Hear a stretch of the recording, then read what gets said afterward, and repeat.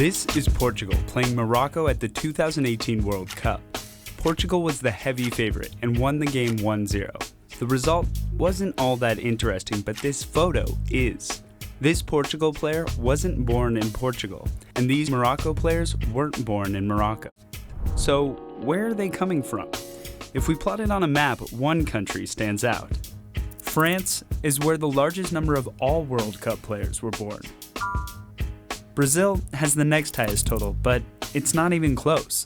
France has had the most native players and coaches in the last 4 World Cups, and their dominance has been on the rise. So, what's so special about France?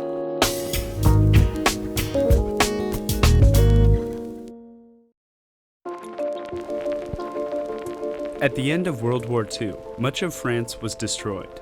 The government began recruiting laborers from southern and eastern Europe, as well as colonies in northern Africa, to rebuild the country during the late 1940s and 1950s. During that time, France brought in more immigrants than any other European country, and in the 1960s and early 70s, France's economy grew rapidly, and a labor shortage led to another wave of immigrants, with even more arrivals from French colonies throughout Africa and the Caribbean.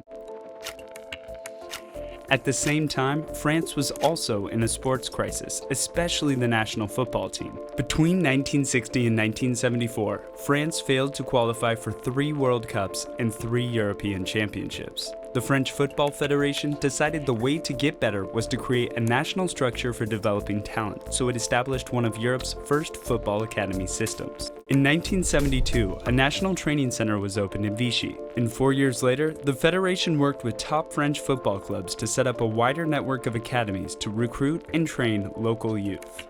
In 1988, the National Training Center moved to a forested suburb south of Paris called Clairefontaine, and by the early 1990s, this French soccer system was one of the best in the world, developing talented players all over France. Many come from one place in particular.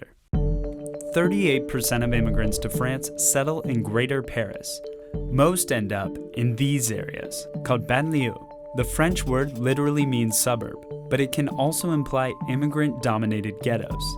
Over the years, these areas have frequently seen riots. They have high levels of unemployment, crime, and poverty, and are in a crisis. Yet the banlieue continue to produce some of the most talented soccer players. That's because this is where France's immigration history meets its soccer system, and it's the reason why the city is the world's #1 talent pool for soccer.